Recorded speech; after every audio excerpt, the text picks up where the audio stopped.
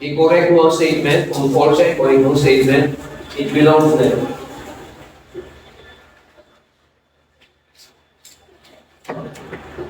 Multiple choice na i-arrange mo ang paragraph na belongs there.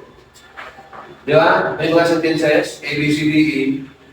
Tapos i-arrange mo siya into an exact paragraph, exact thought, it belongs there.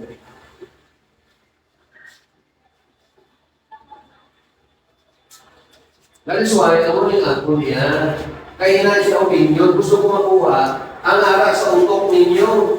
Kaya di ba yung instruction ako sa ako na printers? Do not memorize.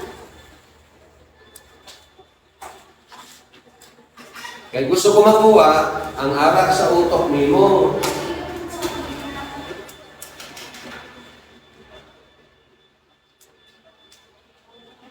Klaro?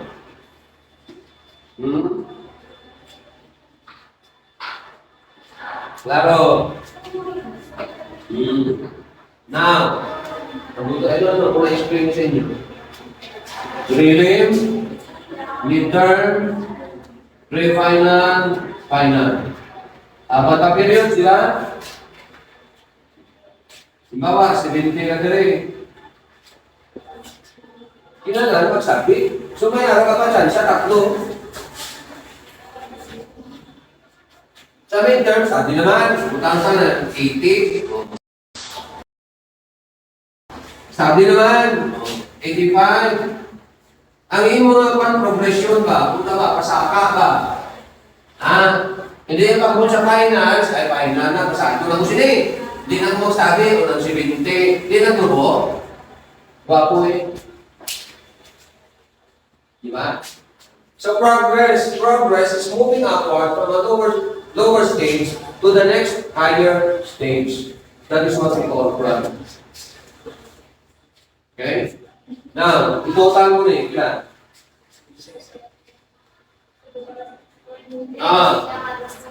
Average yan. 76.25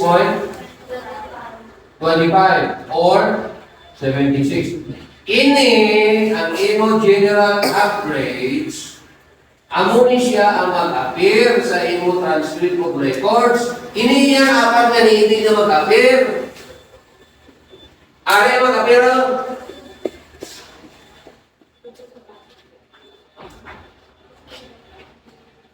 Kaya ang sa college na grades, hindi pa sa school. Di ba, school, first grade, third grade, fourth grade, ang una, di ba, makakapagita ka na. Sa college yan, eh, isa lang. Nandiyan ang average ng kapit. Okay? So, kung line 7, ang average, ano mo sinin? Ha? Ano mo sinin mo? Pag nag-apply ng trabaho. Ha? Anong pinapakita mo? Pag nag-apply ng trabaho, yung grade mo